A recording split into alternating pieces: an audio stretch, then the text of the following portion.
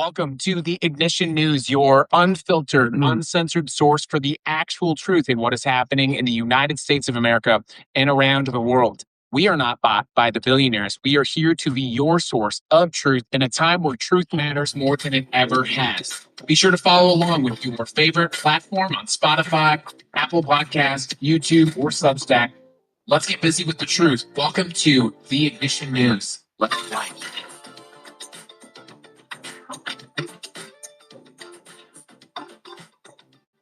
All right, everyone, good morning. It's February 19th. I hope you're ready for a kick-ass day.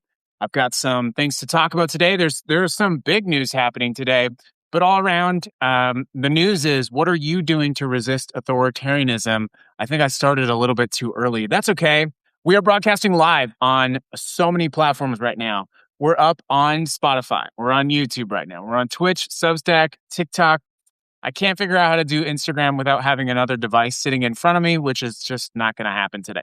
So, good morning. I'm so happy that you're here. If this is your first time tuning into the show, we're a daily news show here on The Ignition. We broadcast on the Rebel Radio Network, broadcasting on WARN, the Weirdos American Resistance Network. Of course, my lawyer. Let me just get a few things out of the way. Would want me to advise you that we are not broadcasting on any AM or FM frequency, and that at the Ignition News, Rebel Radio, we do not advocate for or promote any violence.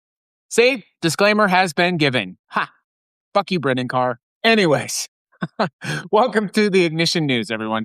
I'm so happy that you're here. I am going to ask you multiple times today to do something. We're trying to cross the next threshold on Spotify. So I'm going to ask you to go ahead and follow us on Spotify so you can get the daily news updates. If you can't make the live show, of course, I fully expect you to head over to your favorite podcasting platform and download and support the episodes, leave comments. You can even leave mean comments if you want. We'll read them on the show. So yeah, welcome to the Ignition News, everybody. It's very good to have you.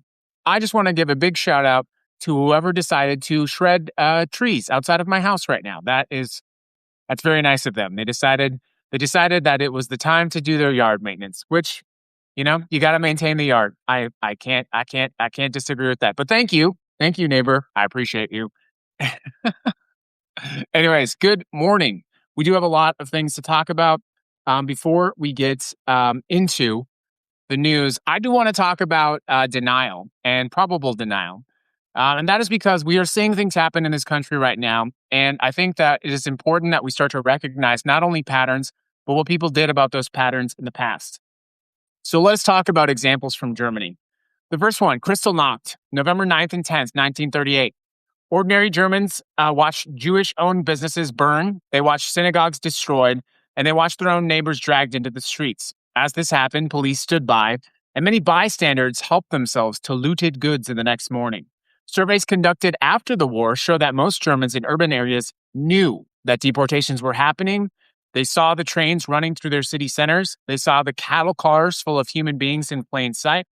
Many assumed, at least they said, that Jews were being relocated to the east and chose not to ask follow-up questions. What is the mechanism here? The mechanism is willful incuriosity. This is our phrase of the day, one of our phrases of the day. They had enough information to know something was wrong, but not enough information, and not asking the next question prevented them from seeing what was happening. The action item there is to name what you see. If you see police in your community, if you see ICE in your community, name it for what it is, call it for what it is. Now, I want to give you an example of that. Here in Las Vegas, Customs and Border Patrol had announced that they intended to go to a career fair at a local college, UNLV.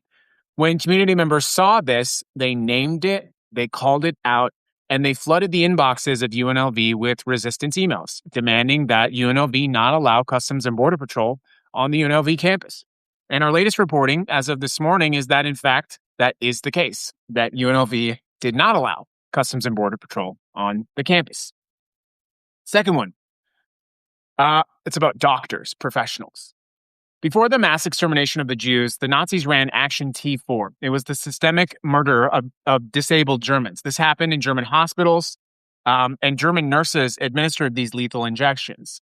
The doctors signed the paperwork authorizing this, and families of these victims received form letters saying that their loved ones had died of pneumonia. Many families knew that the letters were fake, but the timing didn't add up, and they were cremated without their consent. Of course, these families didn't lodge official complaints against the government because doing so would have been considered treasonous and dangerous. What is this mechanism?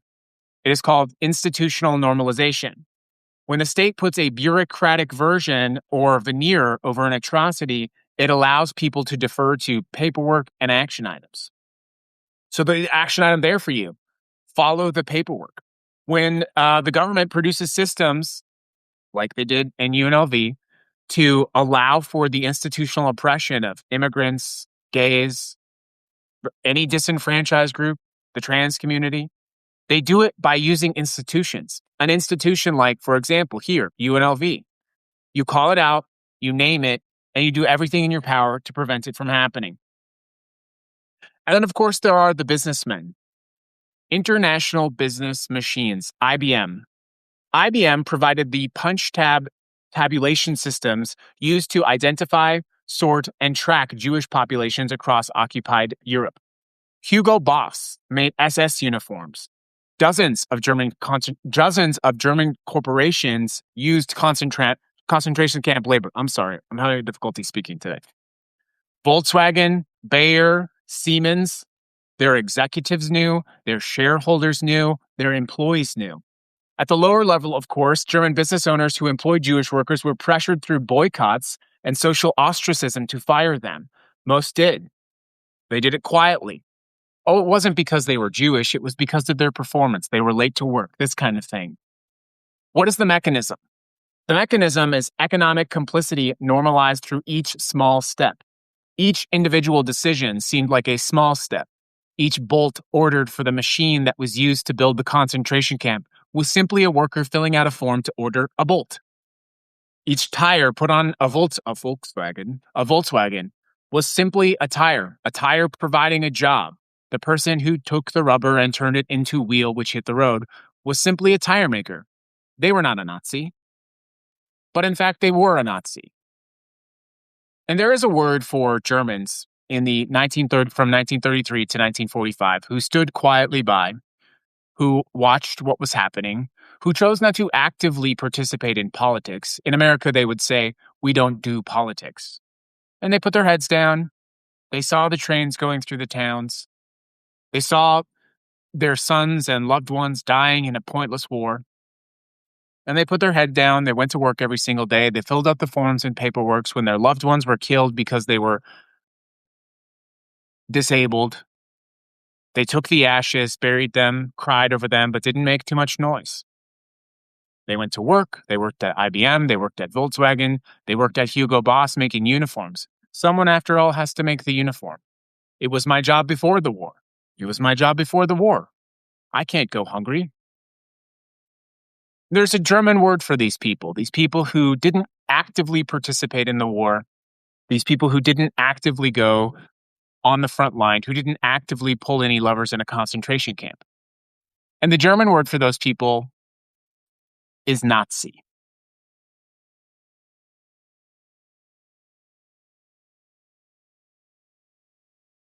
The final action item before we get into today's story is believe people when they tell you who they are. It's interesting, yes? Welcome to the Ignition News. I don't know if that was heavy or not. Did that feel like it was heavy for you? It didn't feel heavy for me. It just felt like telling the truth.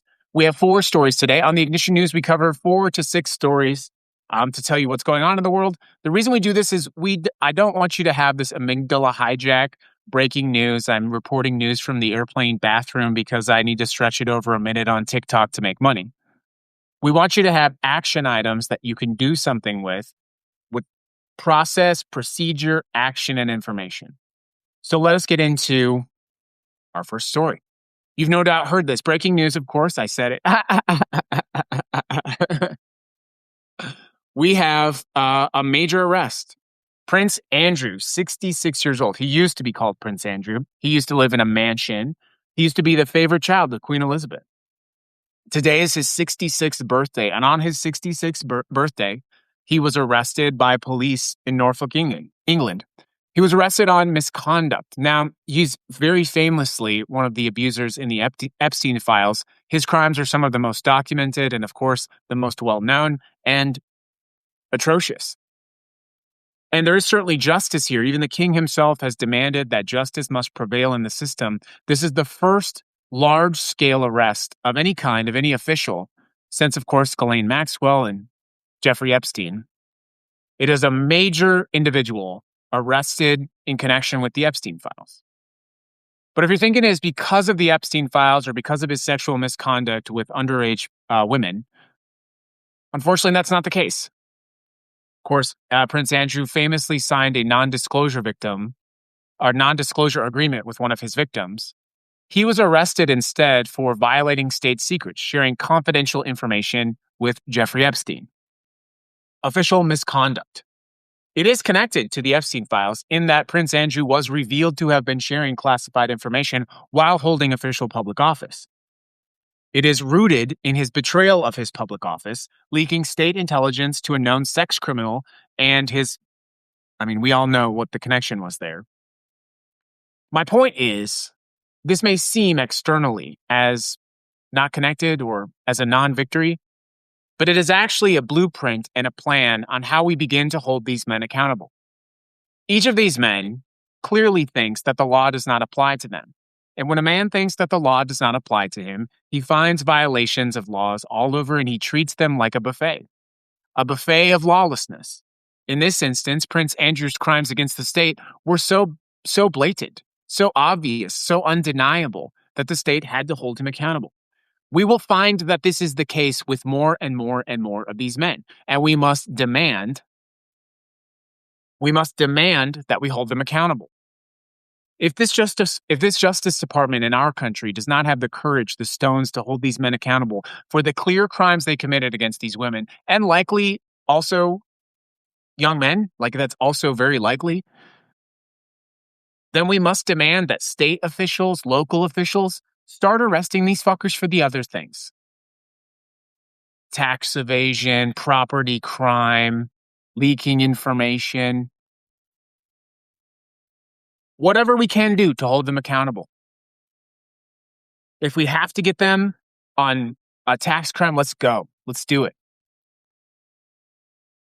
There is no small victory, no large victory in these files. These are horrible crimes. I've told you this before. I find it deeply uncomfortable to talk about the specifics of the incidences in the Epstein files. If that is information you need, you will have to get that from someone else.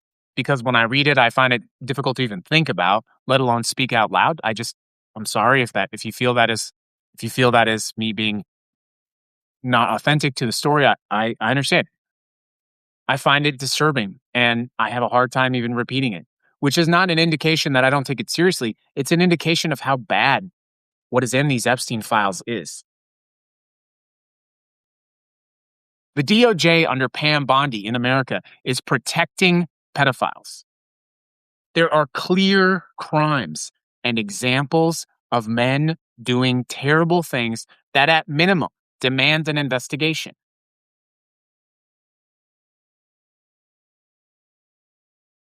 You cannot name accountability in the Epstein files aside from Jeffrey Epstein, and that remains one of the biggest mysteries in the history of this country.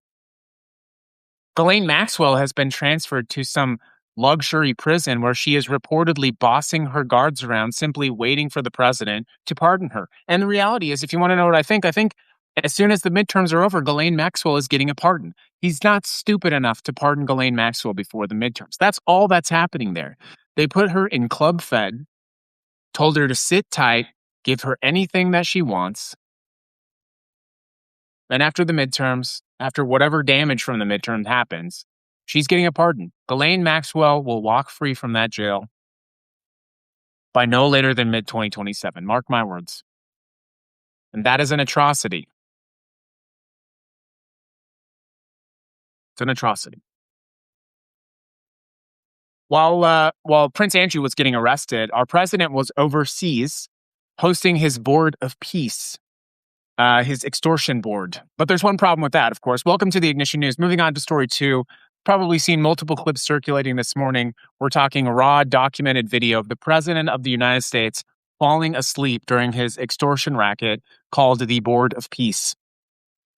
Now, if you're not familiar, basically countries had to pay like $1 billion to get on this board. There's no express stated purpose of what this is other than just apparently an extortion racket.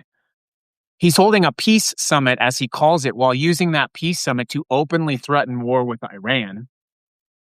And he's circumventing the global international order in essentially a, I don't know, crypto forum for international leaders.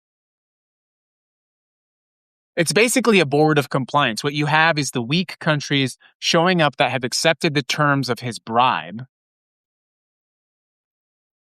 He's grifting other countries. Apparently, he himself manages the admission fee, which is like $1 billion. And when he's not falling asleep at his board of peace, he is actively threatening war with Iran. So what do we do about it?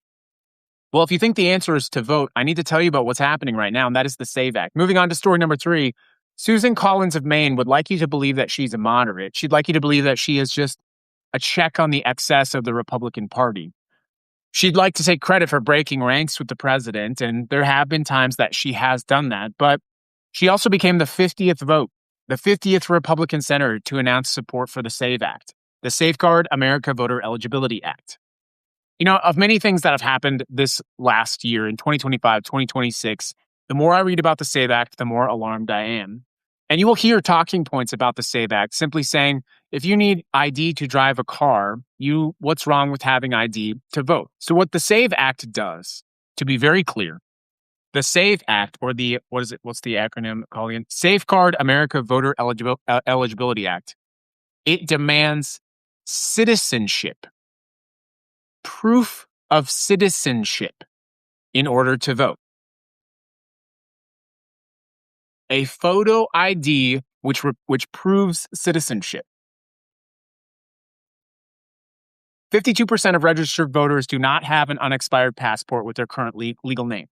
11% don't have access to their birth certificate. A passport application can take weeks and costs hundreds of dollars. If people are impoverished, there is no way you're getting a passport. 9% of all eligible voters do not have or cannot easily access documented proof of citizenship. But the biggest question here, of course, is the template. DHS, the Department of Homeland Security, and ICE have said in open court that real ID is not a valid form of citizenship, that it can be faked. They have said in court that when an ICE officer pulls someone over and they present them with a real ID, they do not consider that valid citizenship, and they can detain and possibly try to deport you. So let us be clear about the risk. The risk here is not you need to have an ID to vote. Some massive voter fraud scheme, of which, by the way, there is no proof of. In fact, there's significant proof in the opposite direction. What they're doing here is they are preventing poor people from voting. They're preventing homeless people from voting. They are preventing people who don't have access to this information and who do not have time. There are people who work 40, 50, 60 hours a week who are not going to have time to go get their real ID, to renew their passport, to find their birth certificate. Getting a registered birth certificate is a nightmare. And the SAVE Act requires it. You don't get to sign an affidavit. If you vote, previously, if you vote, you could sign an affidavit declaring that you were legally allowed to vote. And that was considered proof. Of course, that could be contested, all this stuff. But the SAVE Act is not about protecting voter information. The SAVE Act is about preventing legal immigrants from voting, poor people from voting, working men and women from voting, young people from voting. And of course, we know who all of those people tend to vote for. Wealthy white travelers, wealthy evangelicals who take their little cruise trips to Mexico, who have their updated passport, fresh with that Botox picture. They're not going to have any problem voting. But even if you bring an ID, mark my words, this government has openly said A real ID is not a valid proof of citizenship. So can the bill pass? Well, the filibuster still stands. Democrats are certain to try to filibuster this. You need 60 votes to cut off the filibuster, but they also have the nuclear option. Susan Collins needs to be removed from office. As you know, I support Graham Plattner.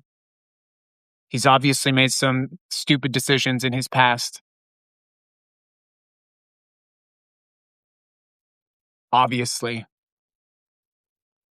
But if we can't learn, forgive, and move on, what is the point of all of this? I would rather have someone who knows that they made a stupid decision, who is a fighter, who's willing to get their teeth in the game, than someone who purports to be a saint, who cares more about billionaires or APAC, and who isn't going to fight for me. And for those of you who always say, this is an interesting commentary line too, by the way, they say, oh, you don't live in Texas, you don't live in Maine, why does it matter? You shouldn't be talking about this. Well, the answer is simple. Whether it's Texas senator or Maine senator or North Dakota senator or Nevada senator, each one of those 100 individuals has literally the power in their hands to stop the SAVE Act. And we have to demand that they do. But keep this in mind, MAGA. If you start cranking these levers, you have fundamentally changed the left in this country. You fundamentally changed me.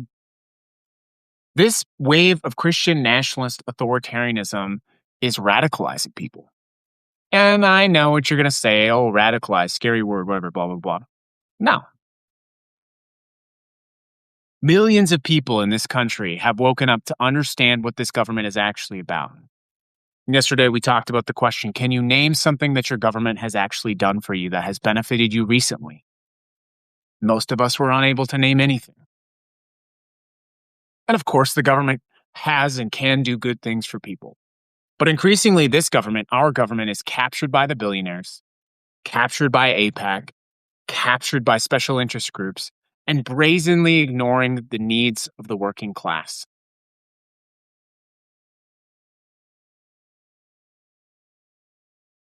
If you want proof of that, let's get on to our next story.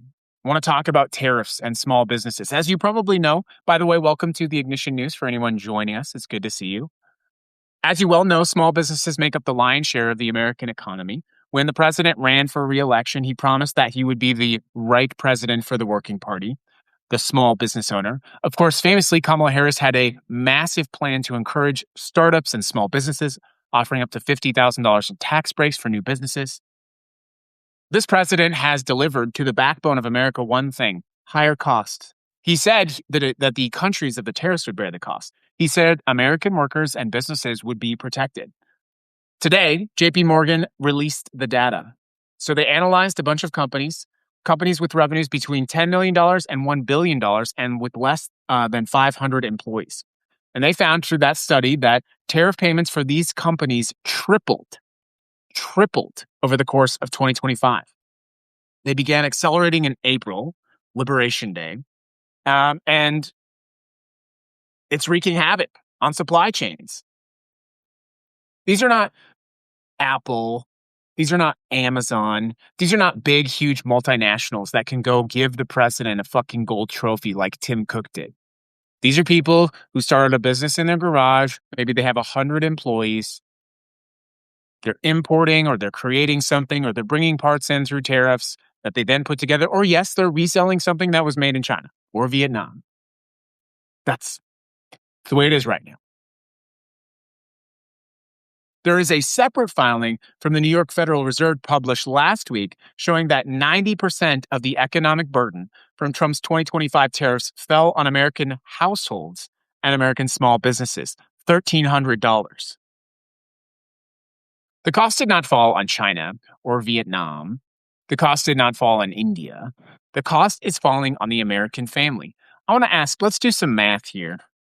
Yeah, let's do some math. Someone on the show, how frequently do you go through a dozen eggs? Someone, anyone? There's like 2 weeks, a week. I don't know. We'll say a week. Okay.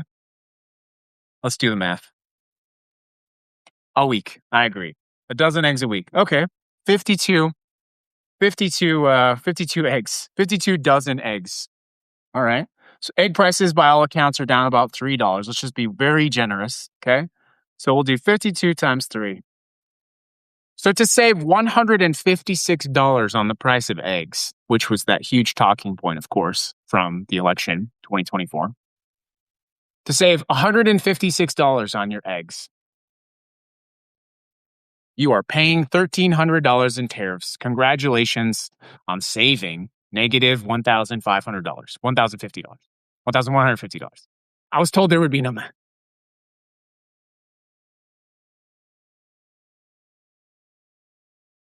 This is the flaw of their economic plan, their messaging.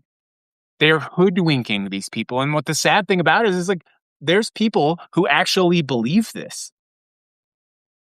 Of course, not to forget the fact that we're devastating small businesses, but when we can find money to give to Argentina, $40 billion to bail out Besant's friends, to bail out friends of the administration, oh, there's $40 billion right there. And of course, farmers who largely 70% voted for this president, now seeing their economic well-being collapsing. Farm bankruptcies are at their highest ever. But of course, they get a bailout.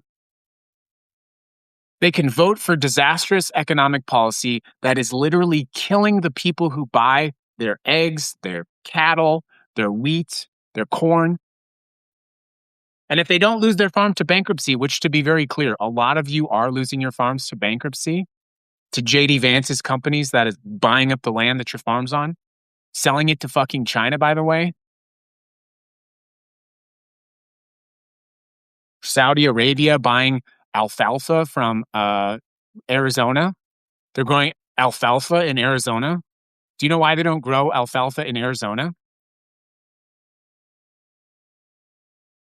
Because it's bad for the water. They don't have enough water in Saudi Arabia to grow alfalfa. So do you know where they buy it from? The desert of Arizona.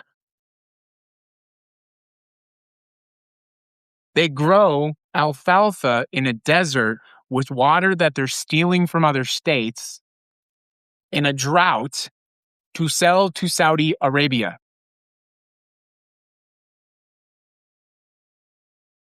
We are being robbed. They are robbing us in broad daylight. And they have the audacity to tell us while they are stealing from us, and not just us, from our children. I'm in it now, so I'm just going to go. My children will never have anything remotely resembling my already poor access to the American dream.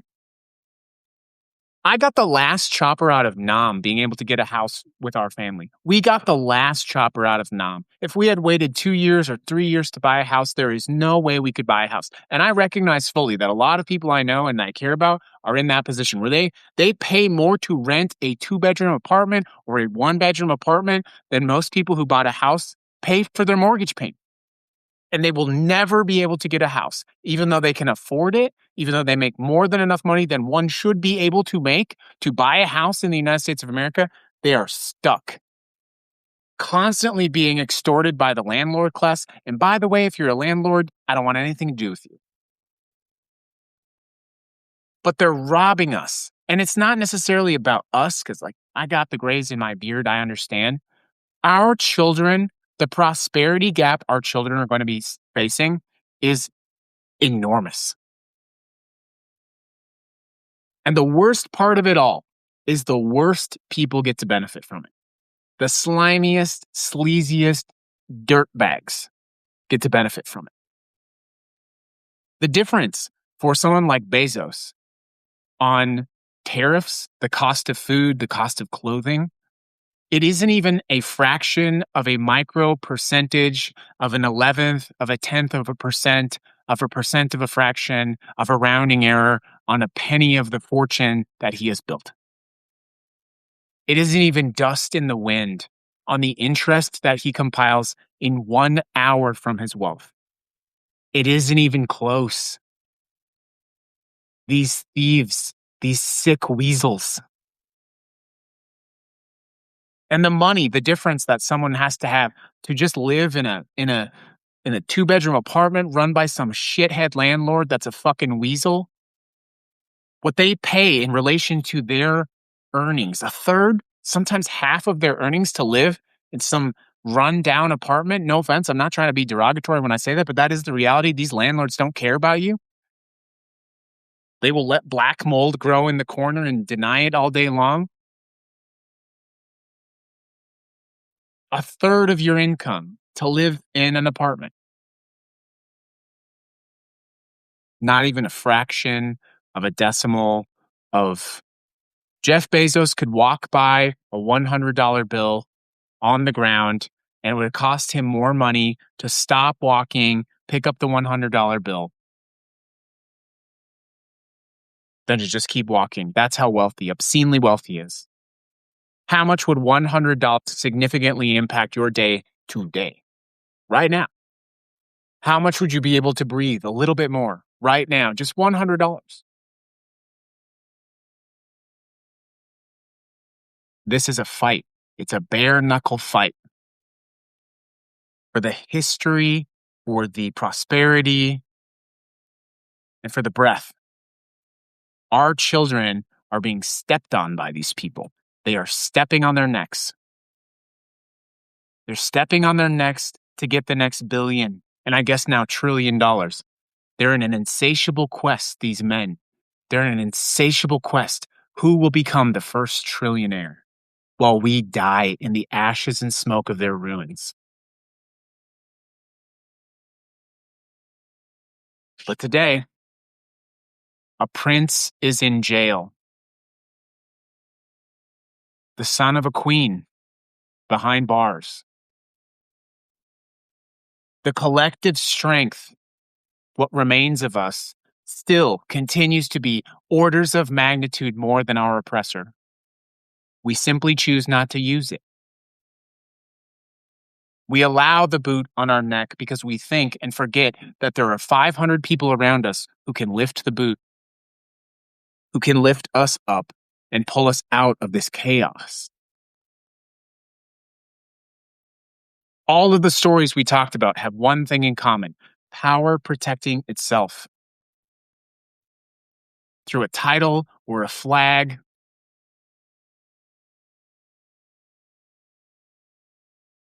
or a crown. But then one morning in a snowy February, a car pulls up to a gate. It is the voice of accountability. And it may not be the accountability that we initially sought, but it is accountability nonetheless. I feel a great force rising among the working class. You are not a capitalist. You know this about yourself. Yes, you are not a capitalist. What capital do you have? You're not watching my show if you're a capitalist.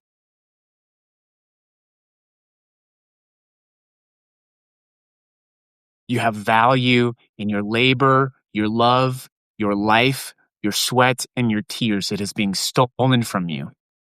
But I feel the collective wave of our rage. I can feel it. I see it more and more every single day.